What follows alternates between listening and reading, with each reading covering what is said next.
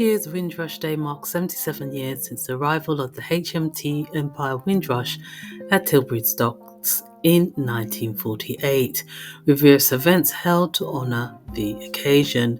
Windrush Day occurs on June 22nd every year and celebrates the cultural and societal contributions made by the migrants from the Caribbean community who settled in Britain. It is estimated that around 5,000 people living in the UK are part of the Windrush Generation who arrived between 1948 and 1971. They arrived seeking employment and better opportunities in Britain. However, the integration process for many was challenging, involving hostility, intolerance, and racism.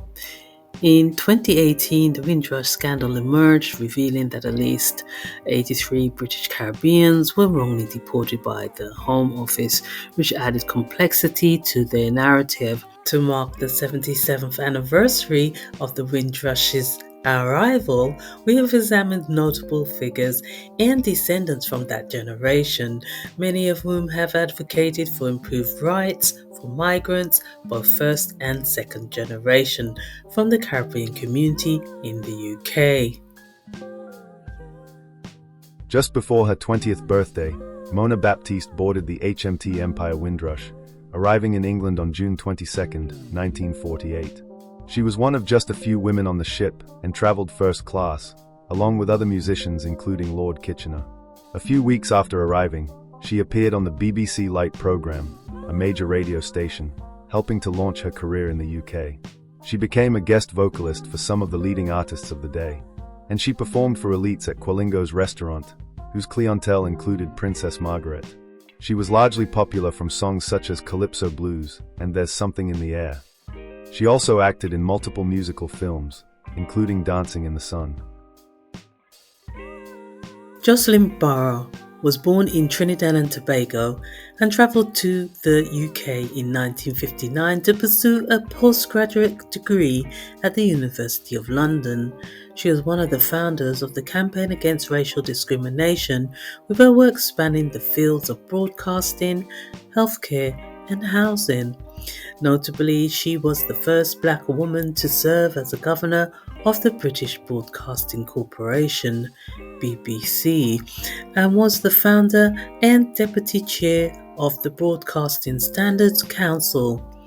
As an activist, she successfully persuaded retailers on Oxford Street to allow people of colour to work on the shop floor instead of being restricted to the stockroom. Jay Shaka moved to London from Jamaica as a child in the late 1950s as part of the Windrush Generation. By the late 1970s, Shaka's sound system had garnered a cult following, and he appeared as himself with his system in the 1980 film Babylon. Renowned for attracting a diverse audience from various backgrounds, races, and ages, his events played a significant role in popularizing reggae music among wider audiences. Linford Christie was born in the 1960s in St. Andrew, Jamaica, where he was raised by his maternal grandmother. At age 7, he joined his parents who had emigrated to Acton, London, England 5 years earlier. Christie is the only British man to have won gold medals in the 100 metres at all 4 major competitions open to British athletes: the Olympic Games, the World Championships, the European Championships, and the Commonwealth Games. Benjamin Zephaniah is a child of the Windrush Generation. His mother moved from Jamaica after seeing a poster advertising the UK as an appealing place to live. In his book Windrush Child, Zephaniah draws on the experiences of children who came to the UK during that period. Lenny Henry was born in Dudley to parents who emigrated to the UK from Jamaica. He is a successful actor, comedian, singer, television presenter, and writer.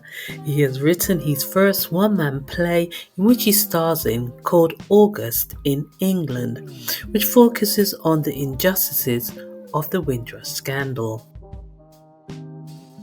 Sir Trevor MacDonald was the first black news anchor in the UK and has won more awards than any other British broadcaster. After working as a print and broadcast journalist in Trinidad during the 1960s, MacDonald was employed by BBC Radio as a producer in 1969, based in London but still broadcasting to the Caribbean. In 1973, he began his long association with independent television news as a general reporter and became ITN's first black reporter. Dame Denise Lewis, DBE, is a British sports administrator, former sports presenter, and athletics athlete specializing in the heptathlon. She won the gold medal in the heptathlon at the 2000 Sydney Olympics, was twice Commonwealth Games champion, the 1998 European champion, and won silver medals at the World Championships in 1997 and 1999.